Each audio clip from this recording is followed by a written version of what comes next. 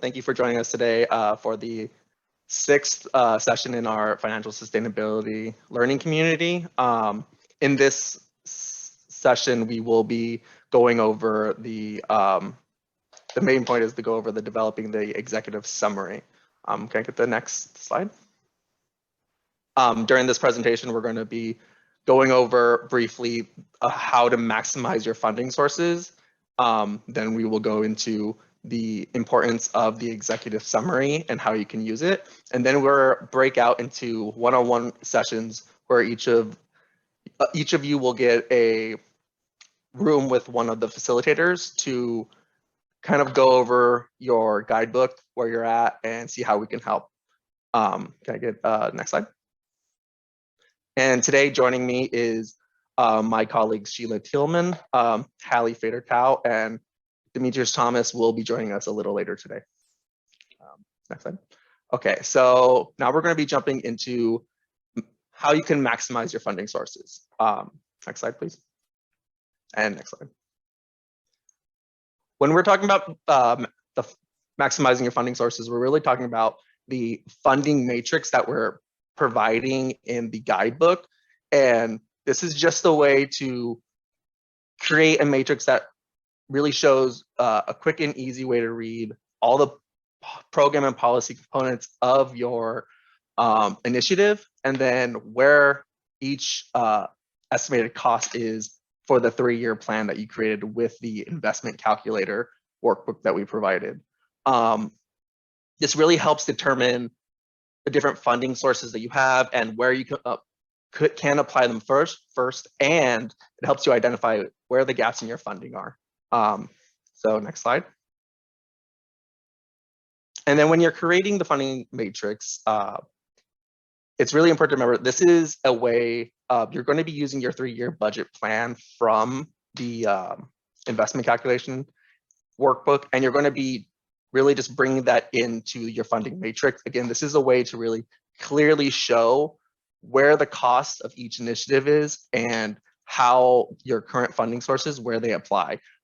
It's very important to remember here, this is where you're going to be using the most restrictive funding that you have first. And this is because you want to make sure that you have the more flexible fundings to really fill in where other funding sources aren't available. And again, this funding matrix template we have given you in the guidebook, and it's again here for you to really show your funders what costs are where they are in your initiative. And that's really where the funding matrix is. I just want to give a chance for Sheila or Hallie or Simone, if you wanted to chime in about funding sources, a chance to really add to anything. I don't have anything to add. I will say I love a good matrix. And before we move on, again, this is a very short part of the guidebook. You've done all the work already when you identified all your funding sources and where you used the investment calculation workbook to really estimate for the 3-year plan where your costs are. This is just a way to bring that information over and really clean it up and have it really nice and presentable. Okay, and if we see if Abby or Justin and Miranda had any questions about what this is. So no, we just hopped in. Well, I know nothing, as I told you in the last meeting, and in all honesty, this will probably be my last engagement with you guys.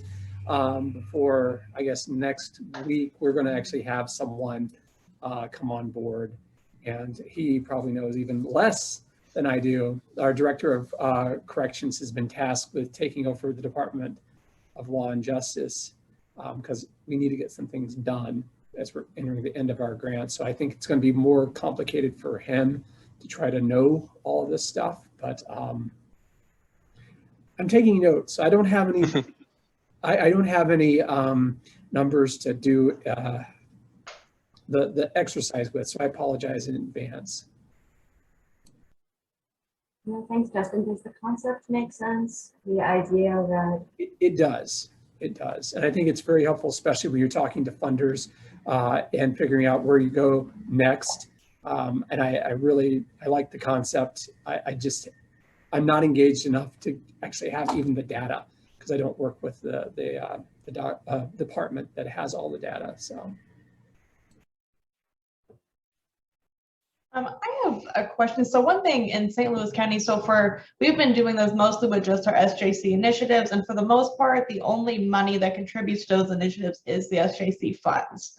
But a lot of it is these like kind of in-kind partnerships with like the public defender's office. And so we don't, get money from them, but just for staff time or resources like that. How do you all suggest incorporating that? Because I'm thinking about the conversations we would have with like our county executive's office, and we would say, we need, this costs X amount of dollars as far as like what we would need from someone else, because in a more gray area, the PDs or the prosecutor's office kind of provides these things just because of the partnerships we've built.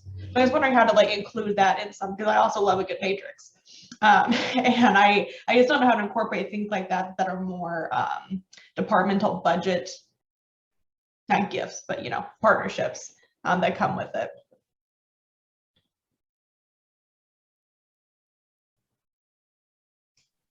I was going to say, Sheila or Hallie, do you have, would you know how to do that, address that?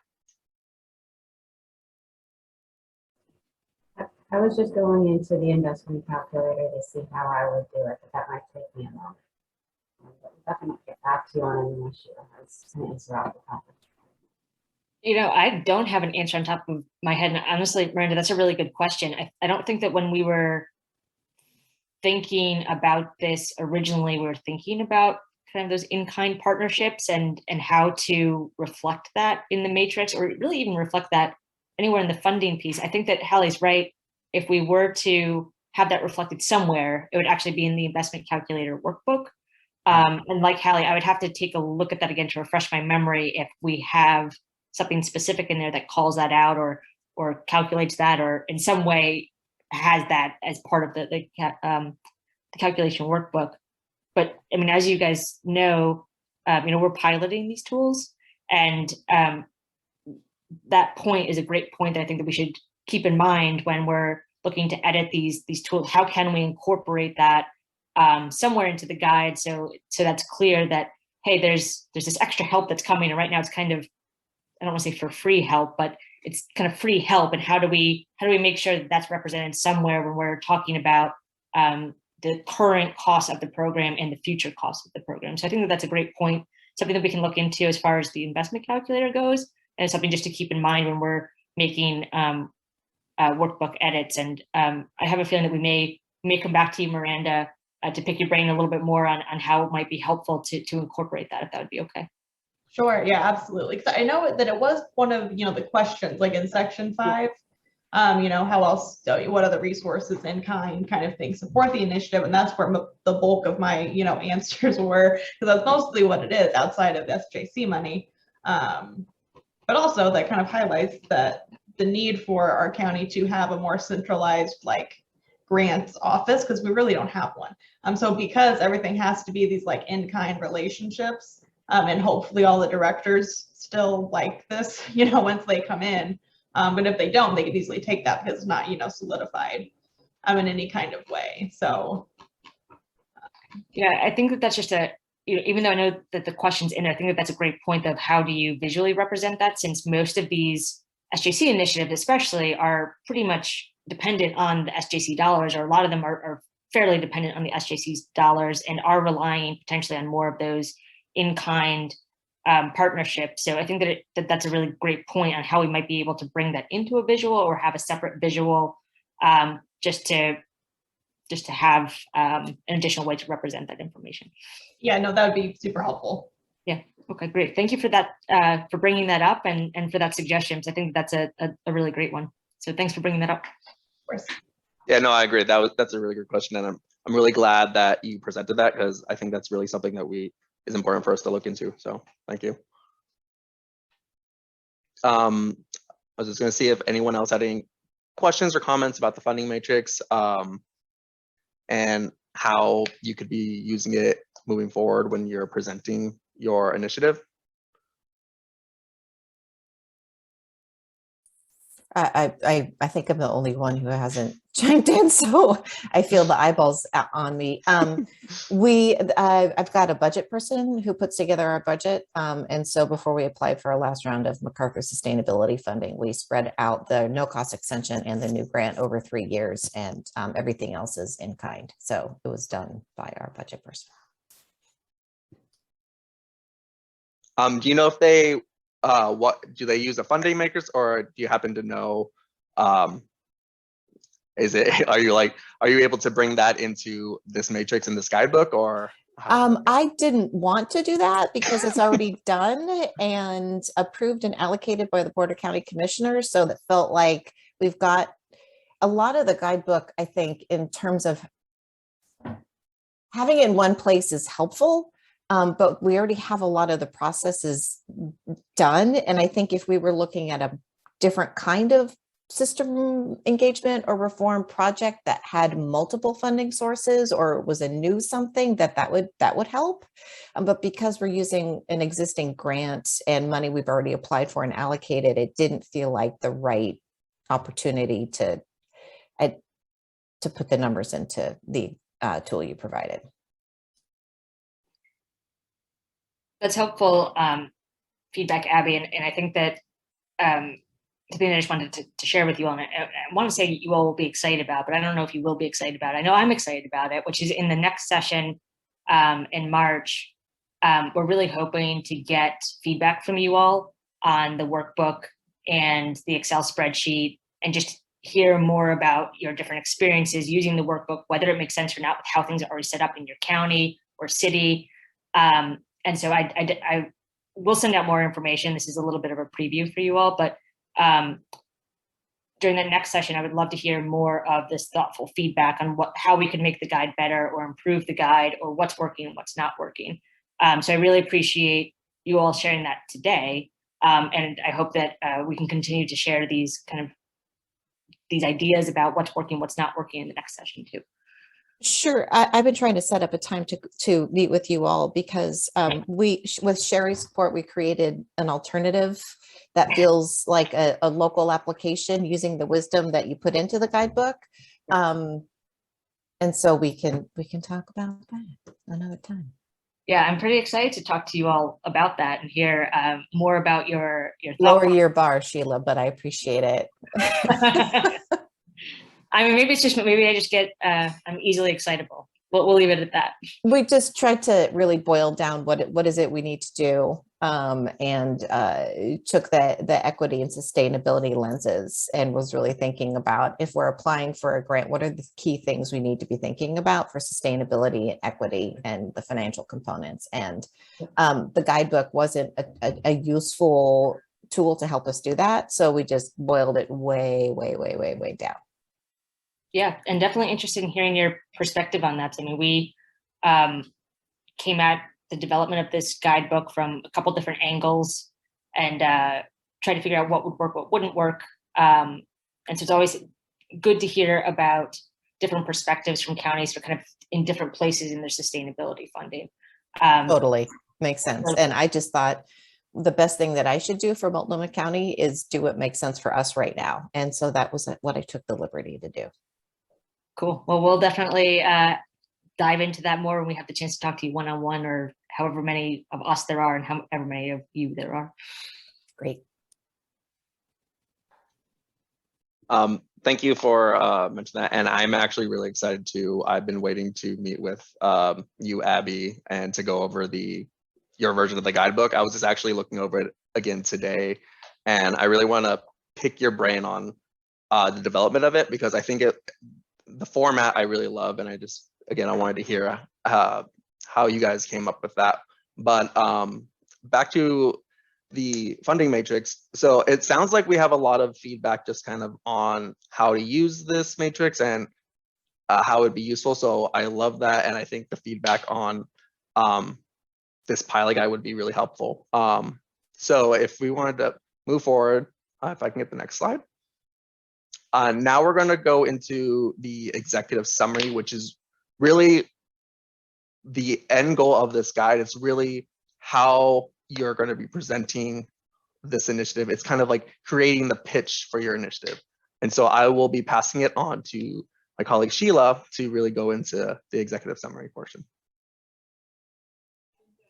Thanks, Joey. So I think that we've covered on this session that I am a little bit excitable about some of this stuff. I'm excited to share with you the executive summary piece because I think this is a really cool piece of this guidebook. And before I dive into the actual executive summary in the guidebook, I just want to kind of pause on something that, or underscore something that Joey said, which was around the pitch piece. So this executive, what we're hoping to do today, to accomplish today, is go over the executive summary, reiterate its importance, and also share with you how we think that it could be helpful for you all when you're creating a pitch for a funder, whether that's actually handing the executive summary to a funder, or it's just having the information organized all in one place where you can copy and paste into a grant application, but just having something very quick and easy that summarizes your initiative and how you're hoping to sustain it, both the vision, the goals, and policy and program components, but then also the current funding and the future funding that would be needed for the initiative. And so today we'll cover the executive summary, how it can be useful, and we're going to do breakout sessions where we'd really like to help you all complete the guidebook in any way that we possibly can, whether that's to help you through sections that you're struggling with, or to just talk through sections that seem to be a little bit difficult, or simply give you some time to answer some of the questions, in the hopes that by the end of this Learning Community Series, you all will have completed the guidebook and can put together an executive summary that will essentially serve or be a part of a pitch that you could give to a funder moving forward. Of course, in the hopes and that you all would be able to sustain your SJC initiative. So that's kind of the overview of what we aim to do today, is to discuss the executive summary, go over your guidebook with you in these one-on-one breakouts, and have a chance to really dive into your guidebook with you to see if there are any questions or any pieces that you're struggling with. So with that introduction, I'm going to dive into what the executive summary is, which I think is a little bit self-explanatory, but I'll still go through it. So for the executive summary, it's basically a template that allows you to take all of the information that you went through in the guidebook, be able to capture the high-level points of each question of each section, and put it into this one very nice organized executive summary that would hopefully serve as a 1 to 2 pager that you'd be able to present to a funder or other interested parties. And within the executive summary, there's kind of these categories of information that we're looking to be summarized based on the sections in the guidebook. So, what is your initiative? What issue does your initiative aim to address? How does your initiative address this problem? Who would benefit from this initiative? How will success be measured? What is your current funding model? And how will the funds be used? Let's see here. Oops. And so the executive summary will, in theory, bring all of that information together. So it will, throughout the guide, you answered most of those questions. What is the initiative? Who does it serve? How much does it cost currently? How much is it going to cost in the future? And so the executive summary is really a synthesis of that work that you did throughout the planning process of the workbook. So the executive summary will bring in those components of the initiative overview, the sustainability committee, the strategies for impact, and your current and future budget needs.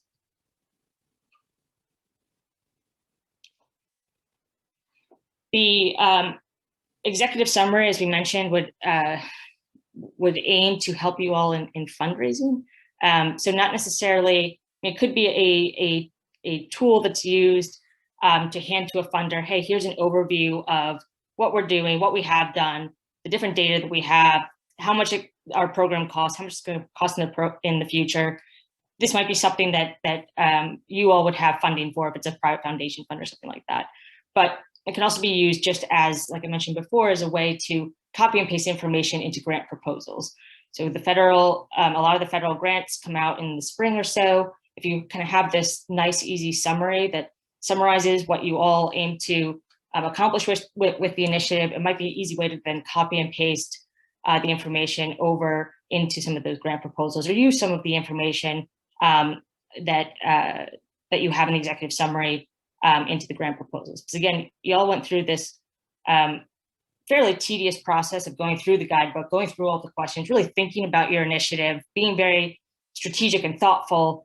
And so the executive summary will just serve as a way for you all to be able to organize that information and hopefully be able to have it in one place so you can use it for funder engagement to sustain your initiative. It can also be used for stakeholder relations. So if you have stakeholders that you're looking to engage in this process, or to build some partnerships with different community leaders or different agencies, this could be a way to just present very quickly an overview of your initiative, what you aim to achieve, to see if you can develop those partnerships moving forward. Demonstrate effective use of funding. So as you'll recall, I mean, we just talked about the funding matrix, but previously we also discussed the specific strategies to demonstrate impact, another one of those nice little charts that was in the guidebook. The executive summary can be used to demonstrate the effective use of funding if you take that funding matrix and the list of specific strategies to demonstrate impact. And then, of course, other strategic opportunities where it could be helpful to easily share information about your initiative and your plan for sustainability. Before I move to the next piece of questions to consider, Hallie, I wanted to see if you had anything that you want to add about the executive summary, and Joey, I would also open the floor to you too. Thanks, Sheila. I think you said it well. The idea here is that this is the summary that shows you've done your homework. That this is the thing that you can take to external parties to show that you've really thought this through strategically.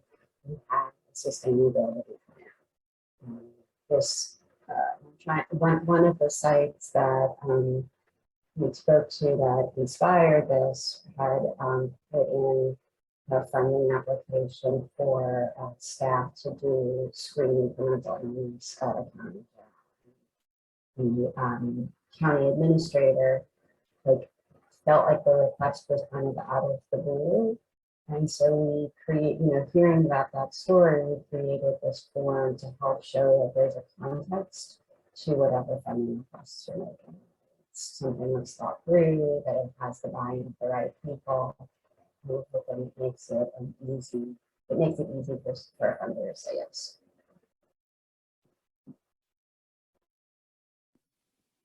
Thanks, Hallie.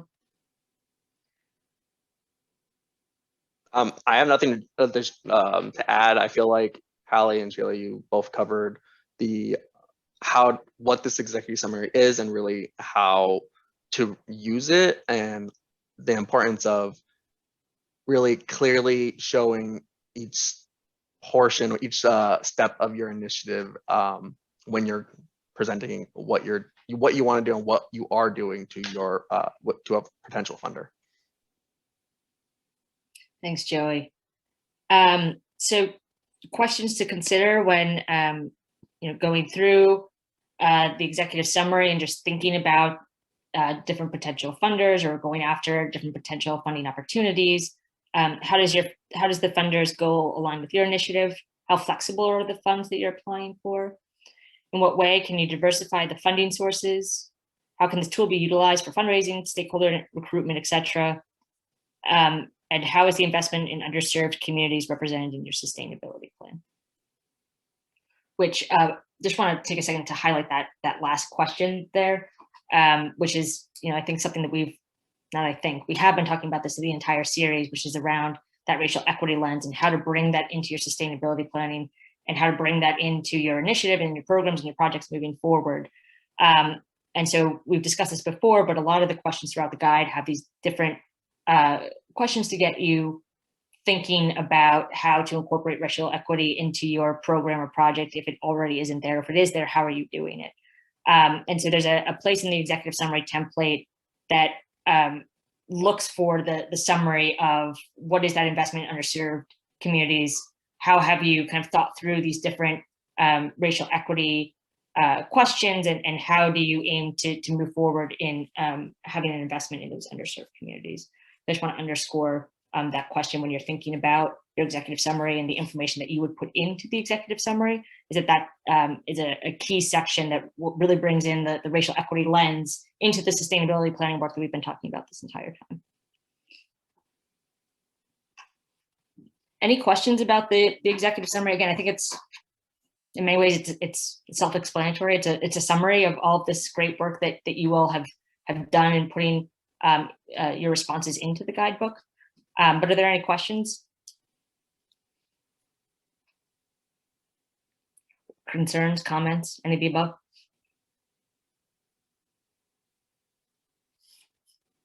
Okay. And then I think we're going to move on to another very fun part of our session today, which is the breakout session. So Multnomah County, Spokane, and St. Louis, you all will be in breakout sessions with one of the facilitators to talk a little bit more about your workbook. Again, what have you, if there are any barriers in completing it, if there are any successes, any positives, any negatives of getting the workbook done. So we can dive in and go into those breakout sessions. If Joey, if you're ready. I'm just about to open up the rooms right now, so give me 1 second. So how long are we going to spend in the rooms? So let's see. This session goes until, I believe, 3 p.m. So we will, that's 3 p.m. Eastern time, sorry.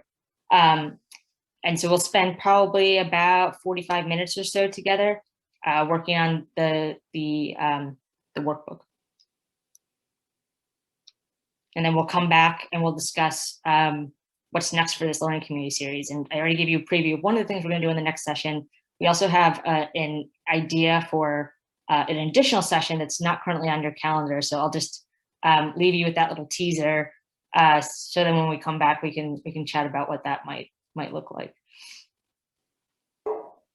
Okay, so I'm about to open up the breakout rooms right now. So again, once they're open, you can join them, and the facilitators will join each one of you to go over where you're at in the guidebook. Yeah.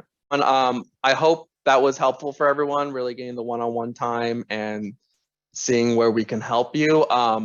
Before we move on, I just wanted to ask, does anyone have any more questions? Anything to say? Sheila, Hallie, if you wanted to add anything.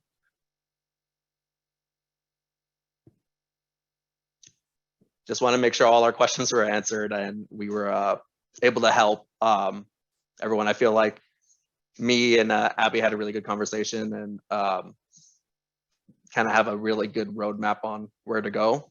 So I just want to hope everyone's in the same boat. Perfect. Yes, don't mind me while I'm trying to figure out how to share the presentation again. My apologies. There's no worries. Okay, we should all be crossing our fingers for Justin, who's going to be working on sustaining the cell phones for his program over the next couple of weeks. So wish him luck in the pitches coming up. Him and the team in the pitches coming up. Yes, as I told Hallie, we're having to deal with sustainability issues mid-grant, not at the end of the grant. We moved all of our travel money over to pay for more of these cell phones for individuals. So we're actually dealing with it in real time.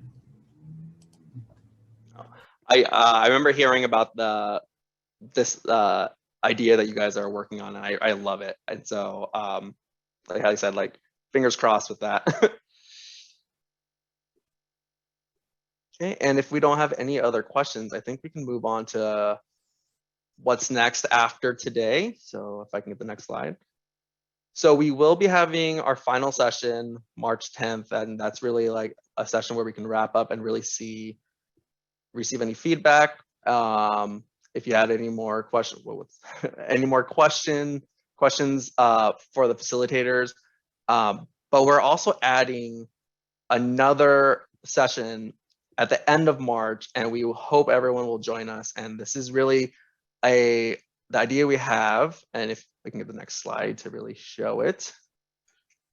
It's going to be a pitch party, and we really want to make this is really an exciting meeting for us all to get together and see the great work everyone's been doing throughout this learning community. It's a great way to present your initiative, and we talked about this executive summary, so we can all just like look through it and see where you're at in the process with the initiative. Also, we are recommending that if you finish the guidebook early, if you want to submit it to us a week or two before our pitch party, give us some time to really look through it and see how it is, and then we can give feedback when we meet on the pitch party.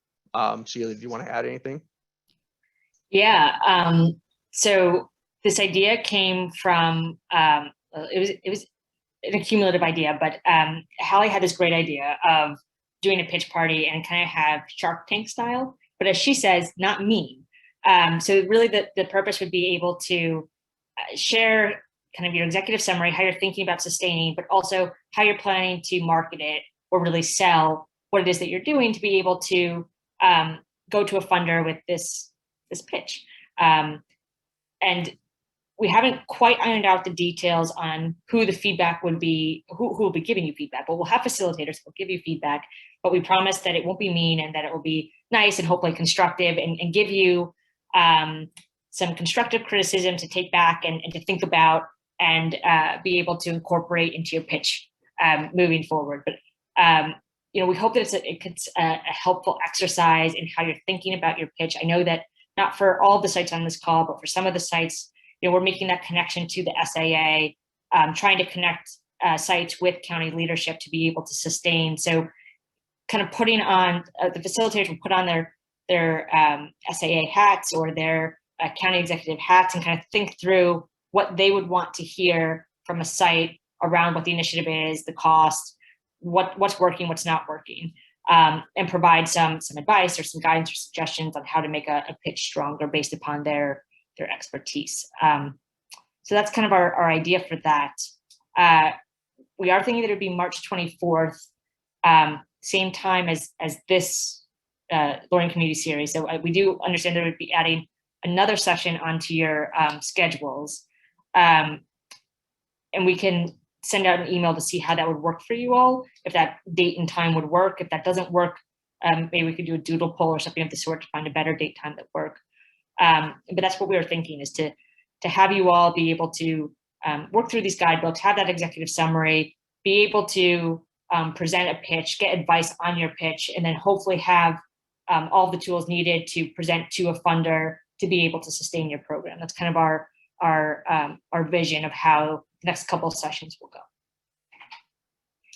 The other thing that I just want to highlight on what Joey said at the last session, and I know I talked about this a little bit before, but the session on March 10th, we will send out questions for you all to think about as far as feedback for the guide, the Excel workbook, and the federal funding database. I don't want to forget about that really important tool on our website. So if you all haven't checked out all of those various tools, I would encourage you to do so and bring your feedback on how we might make them more user-friendly, or if there's something missing, or if there's something that was really working. And we would just love to hear your perspectives on all of those tools and really just have a very candid feedback session so we can incorporate your feedback for these tools that will be made available to other SJC sites as well as the field as a whole on our website. So any advice or suggestions or guidance that you could give us on how to make these tools stronger, we would really appreciate.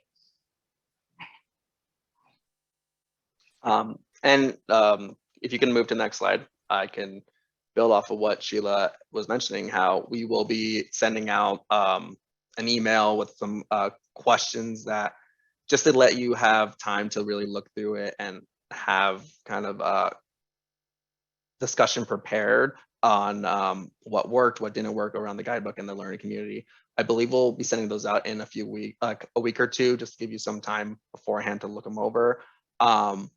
In terms of the NCJ consultation sessions, I know a lot of us already have had some follow-up meetings from our first meeting with NCJA, and I think we have a good roadmap, but I do want to make sure we get everyone in with NCJA for a second consultation, just to really nail down how they can be helpful and move forward with helping each site.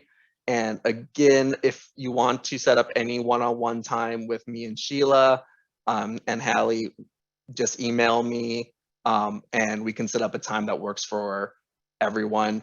And again, we're here to help you. I think the breakout sessions were really good for everyone to really get that one-on-one time. So I really encourage to use this consultation time to so we can all as a group walk through with you. And does anyone have any more questions before we end the session?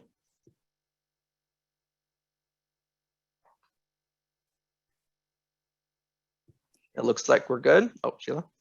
I was just going to say thank you all for taking the time today to join the session. And I really feel like this theme of the session is my excitement level. But I was just very excited to be able to talk with sites one-on-one and be able to hear about what individual challenges you all are experiencing and how we might be able to help and how the guidebook might be able to help. Or it's just really great to hear and be able to talk to you all about your sustainability plans and how you're thinking about it. So I just appreciate you all taking the time today for this session and taking the time with us each individually to be able to have those conversations. So I just wanted to say thank you for that.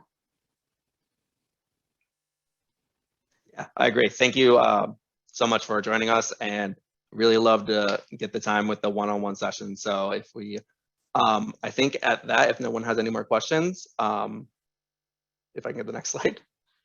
I just want to say, oh, one more thing. I also I added into the slides links to each one of the tools that Sheila mentioned before. So we have the links to the Sustainability Guidebook, the Investment Calculation Workbook, and the Federal Funding Database.